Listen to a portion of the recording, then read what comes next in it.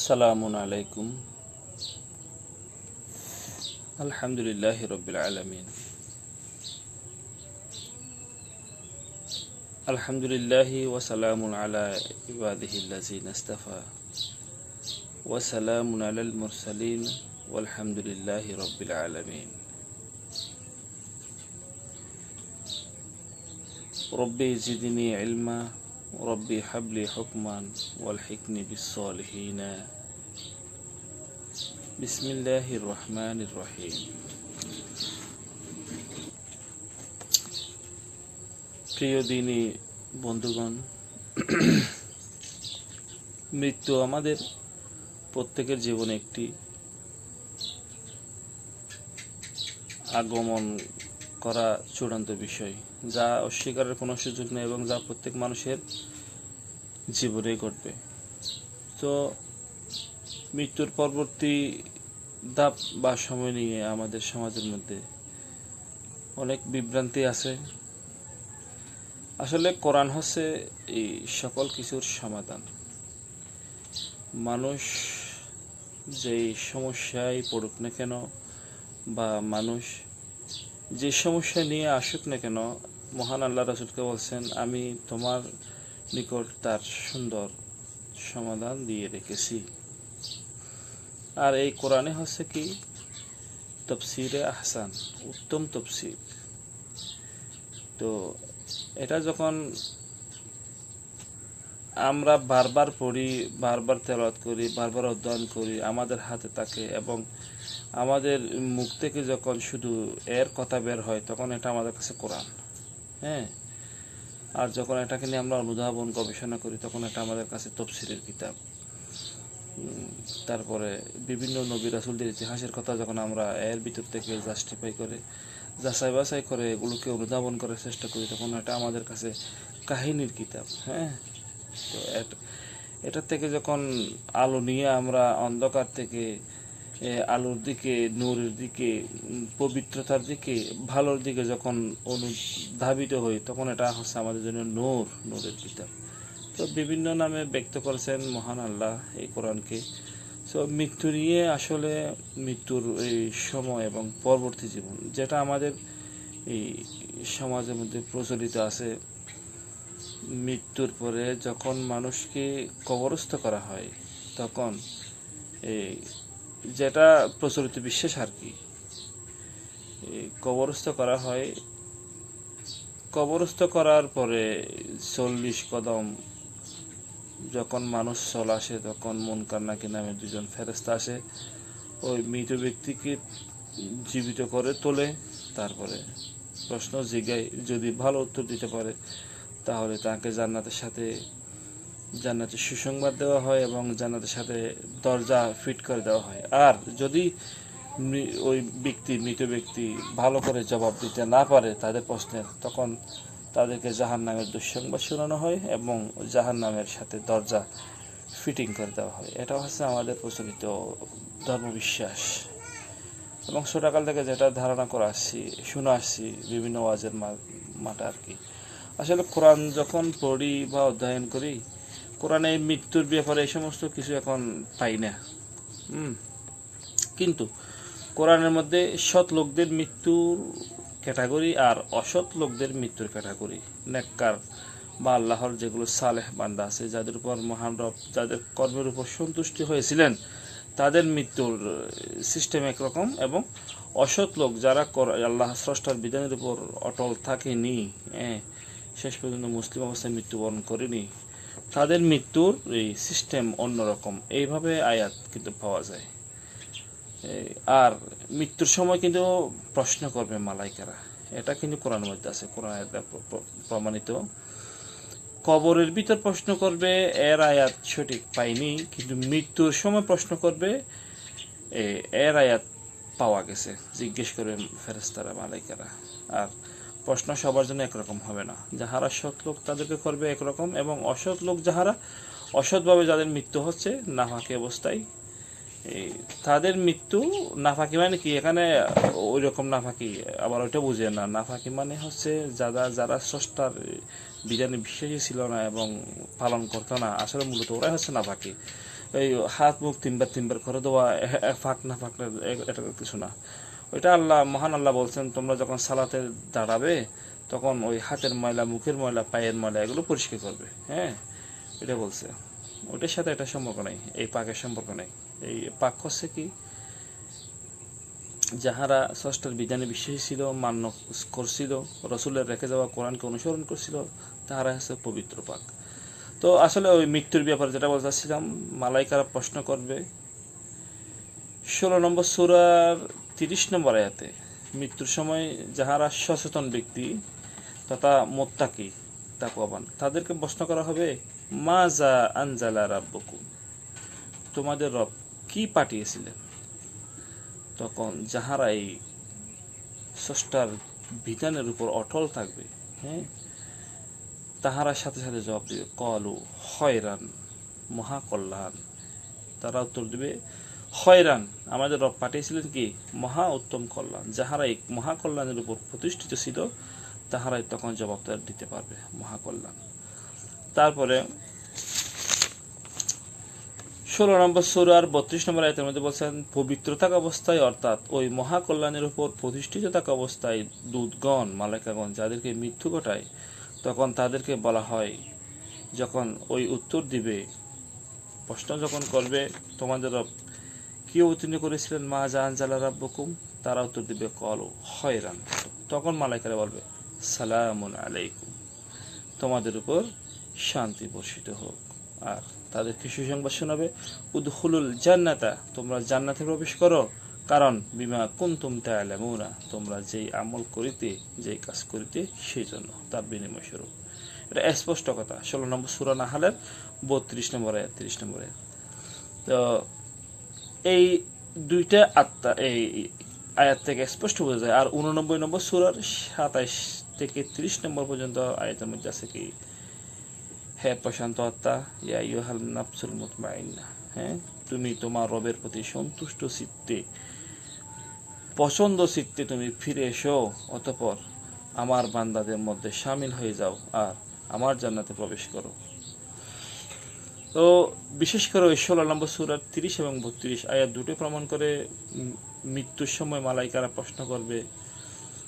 তারপরে সৎ লোক যাহারা ছিল, যাহারা রবের বিধানে প্রতিষ্ঠিত ছিল, মান্যকারী ছিল, প্রতিষ্ঠার মান্যের চেষ্টারত ছিল, ওই অবস্থায় যাদের মৃত্যু হয়েছে তাদেরকে মালাইকারা সংবাদন জানাবে, প্রশ্ন করবে এবং তাদের নেক্সট টাইম পরবর্তী তাদের ধাপের কথা জানিয়ে দিবে। এখানে কোনো কবরের কথা বলা হয় নাই। আচ্ছা, এখন যদি প্রশ্ন করে, যদি ফেরেশতারা যদি মনে করেন তাদেরকে যদি জান্নাতের কথা জানিয়ে দেয়, তাদেরকে যদি সালাম দেয়, তাদেরকে যদি তাদের আমলের বিনিময়ে তাদের সুখবর যদি আল্লাহর পক্ষ থেকে তাদেরকে যদি শোনানো হয়,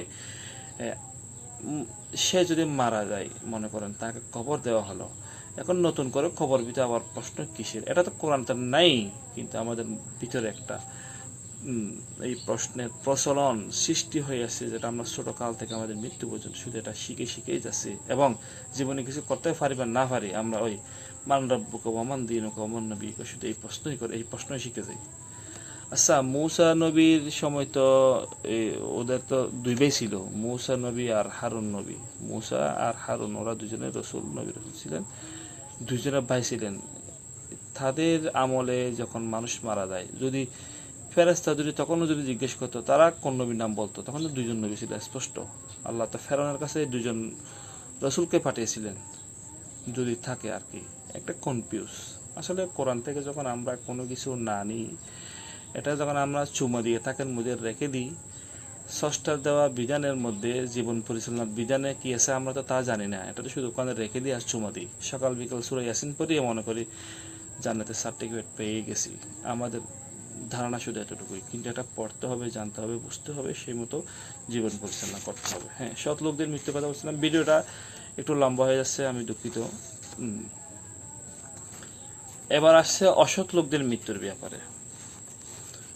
অসৎ লোকদের মৃত্যুর ব্যাপারে মধ্যে মহান আল্লাহ বলতেছেন 45 নম্বর সূরার 21 নম্বর আয়াতের মধ্যে বলতেছেন, যাহারা মহান রবের বিধান মতো চলে, অর্থাৎ ঈমান আনিয়া সৎকর্ম করে, আর পক্ষান্তরে যাহারা আল্লাহর বিধান মতো চলে না, অর্থাৎ মন্দ পাপ কাজ অর্জন করে তাদের মৃত্যু সমান নয়। কি সুন্দর দেখছেন, এখানে কিন্তু ডিবেট হয়ে গেছে, স্পষ্ট হয়ে গেছে। যাহারা সৎ লোক আল্লাহর বিধান মতো চলে তাদের মৃত্যু একরকম, আর যাহারা অসৎ লোক তাদের মৃত্যু আরেক রকম। 63 নম্বর সূরার 10 নম্বর 11 নম্বর আয়াতের মধ্যে আছে, মৃত্যুর সময় অসচেতন ব্যক্তি তথা যাহারা অসৎ কর্মশীল ব্যক্তি সেই সব মৃত্যু পথযাত্রীরা বলবে, আমার প্রতিপালক আমাকে আরো কিছুকাল অবকাশ সুযোগ দিলেন না কেন? তাহলে আমি সাদাকা করতাম, দান করতাম এবং আমি সৎকর্মশীলদের অন্তর্ভুক্ত হয়ে যেতাম।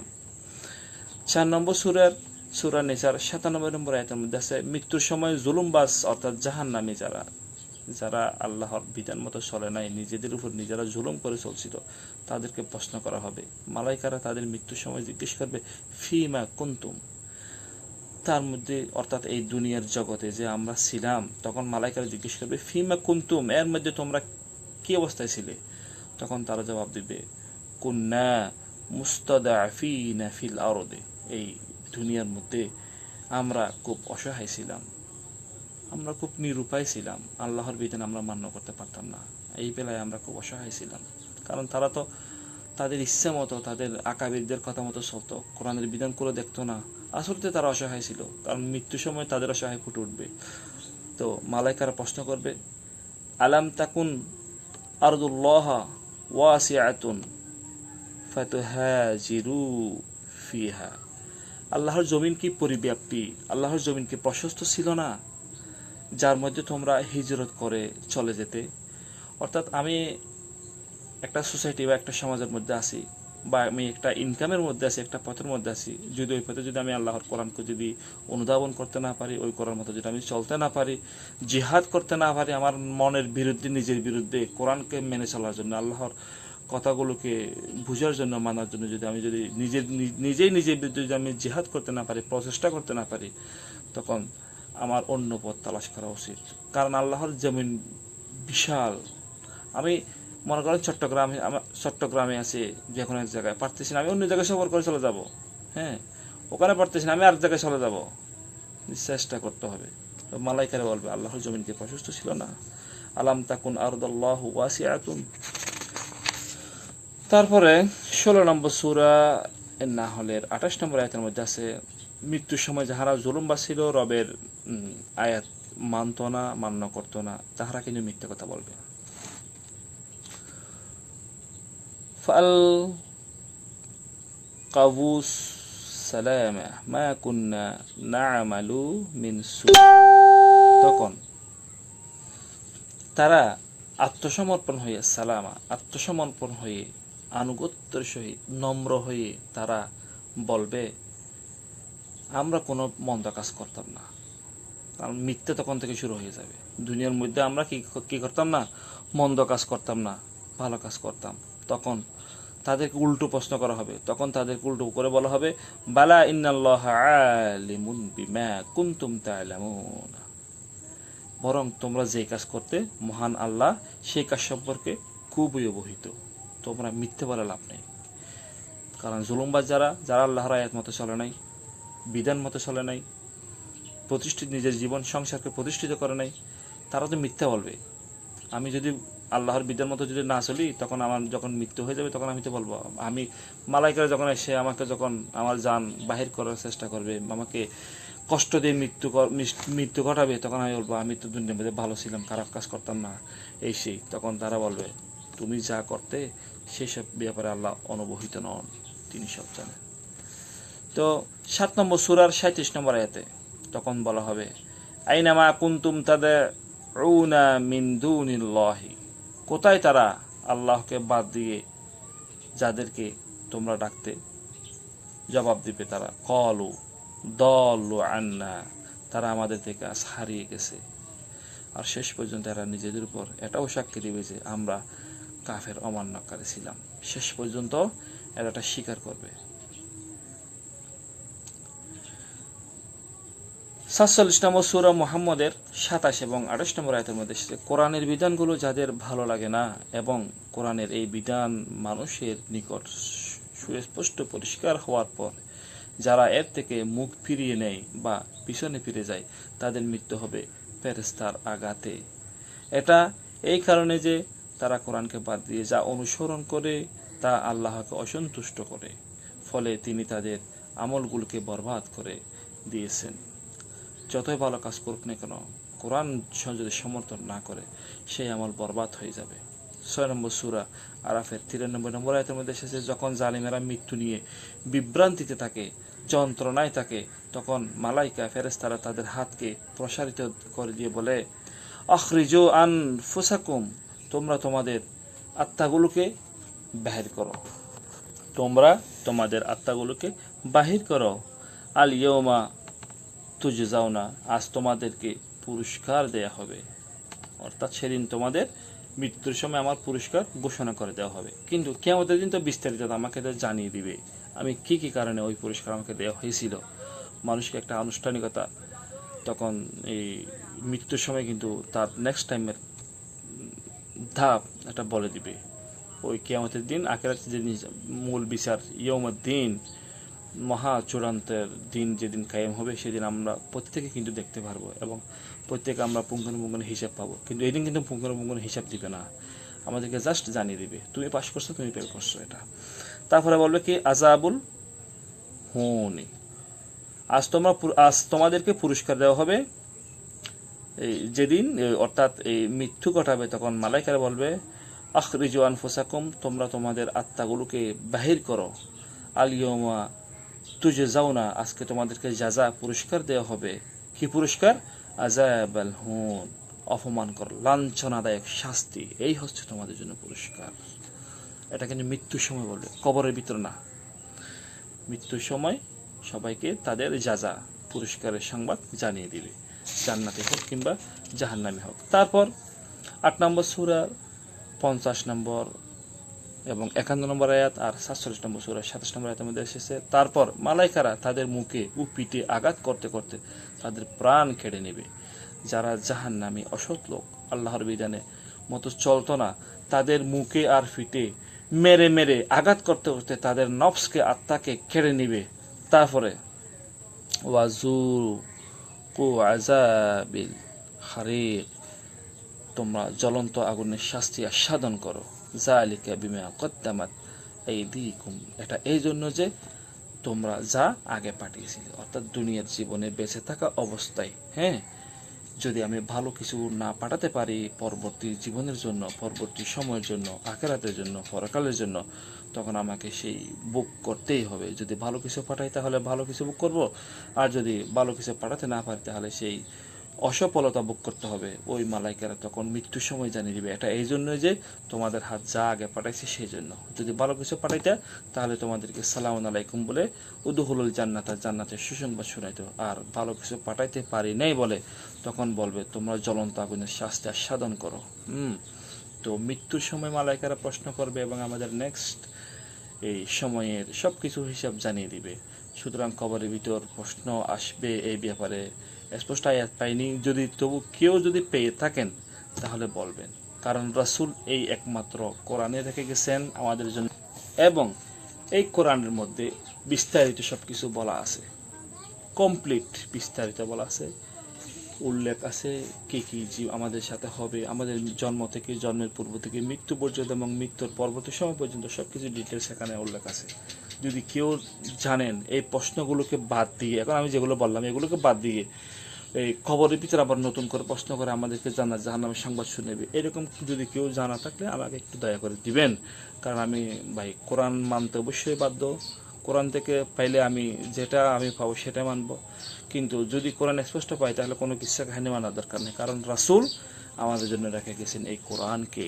6 নম্বর সূরা আনামের 19 নম্বর আয়াত আল্লাহ বলতেছেন, রাসূল আল্লাহকে শপথ, আল্লাহকে সাক্ষী রেখে বলছিলেন সাহাবীদেরকে, তোমরা এবং আমার মাঝামাঝি আমি আল্লাহকে সাক্ষী রেখে বলতেছি, আমার নিকট ওহী করে পাঠানো হয়েছে এই কোরআনকে, যাহাতে আমি এই কোরআন দ্বারা তোমাদেরকে যাবতীয় সকল কিছু বিষয়ে সতর্ক করি, এবং ওয়ামান ভালাগা, যাদের কাছে এই কোরআন পৌঁছাবে তাদেরকেও যেন সতর্ক করি। সুতরাং এই কোরআন যার কাছে পৌঁছেছে, যে এই কোরআন থেকে জ্ঞান নেওয়ার চেষ্টা করে, রাসূল তার কাছে প্রচার করতেছে এই কোরআনের ভিতরে। সুতরাং রাসূলকে নিতে হবে এই কোরআনের ভিতর থেকে, এই কোরআন থেকে রাসূলকে আলাদা করার কোনো সুযোগ নেই। এবং এই কোরআন থেকে রসুলকে বিচ্ছিন্ন করার সুযোগ নেই, রসুলকে নিতে হবে কোরআন থেকে, কোরআন দিয়ে আমাদের জীবন পরিচালনা করতে হবে। যদি কেউ পেয়ে থাকেন এই আয়াতগুলো যে দিছি এর বাহিরেও কবরের ভিতরে আযাব আছে, সেটা একটু স্পষ্ট ক্লিয়ারভাবে জানাবেন, পরিষ্কারভাবে জানাবেন। তো আমি যদি মারা যাই, আমি যদি জাহান্নামী হই, আমাকে যে মালাইকারা যদি এই আমাকে মারতে মারতে যদি আমার জান বের করে যদি আমাকে যদি জাহান্নামের আগুনের দুঃসংবাদ শোনানো হয়, আমি মারা যাওয়ার পরে যদি আমার সন্তানগণ আমার জন্য টাকা পয়সা দান করতে থাকে, প্রতিদিন সকাল বিকাল কোরআন খতম করায়, হুজুর মৌলবীদেরকে আনে যদি খাওয়াইতে থাকে, আমার কবরের পারে গিয়ে যদি সূরা ফাতিহা পড়তে থাকে, আল্লাহকে আমাকে এই আবার কি জাহান্নাম থেকে কি জান্নাত এনে দিবেন? এই ব্যাপারে কি কোনো প্রতিশ্রুতি আছে? আল্লাহ কি তার ওয়াদা ভঙ্গ করেন? ইন্নাল্লাহা লা ইয়াখলিফুল মিআদ, নিশ্চয়ই আল্লাহ তার প্রতিশ্রুতি ব্যতিক্রম করেন না। শুনাই দিয়েছেন মৃত্যুর সময় সেটা বাস্তবায়িত হবেই হবে। সুতরাং যা কিছু করার এই জীবন থাকতে করুন, কারণ জীবনে হচ্ছে আপনার পরীক্ষার কেন্দ্র, আমার পরীক্ষার কেন্দ্র। সূরা মুলুকের 2 নম্বর আয়াতের মধ্যে বলছেন, আল্লাযী খালাকাল মাউতা ওয়াল হায়াতা লিয়াবলুয়াকুম আইয়ুকুম আহসানু আমালা। তোমাদের হায়াত এবং মৃত্যুর মাঝখানের সময়টা হচ্ছে পরীক্ষার সময়। হ্যাঁ, যে তোমাদের মধ্যে কাজ করার দিক দিয়ে কে উত্তম। আমি যদি পরীক্ষায় খাতা জমা দিয়েছি স্কুল বা মাদ্রাসায়, আমি যদি ফিল করি বা ভালো উত্তর লিখতে না পারি, আমার কোনো সন্তান গিয়ে আমার খাতা কি লিখতে পারবে? কিন্তু এই ভুল ভ্রান্তি কিন্তু আজকে এখানে কিন্তু প্রতিষ্ঠিত হয়ে আছে আমাদের মধ্যে। স্টপ, আমার মৃত্যু হয়ে গেছে, আমার খাতা বাস হয়ে গেছে, ক্লিয়ার জমা হয়ে গেছে লিন কিংবা সিজনের মধ্যে। এখানে কোনো কিছু করার আর চেষ্টা করাও কিন্তু ব্যর্থ। তো আল্লাহ আমাদেরকে এই কোরআন দ্বারা জীবনযাপন করার তৌফিক দান করুন। রব্বানা ওয়া তাকাব্বাল দুআই। সালামু আলাইকুম।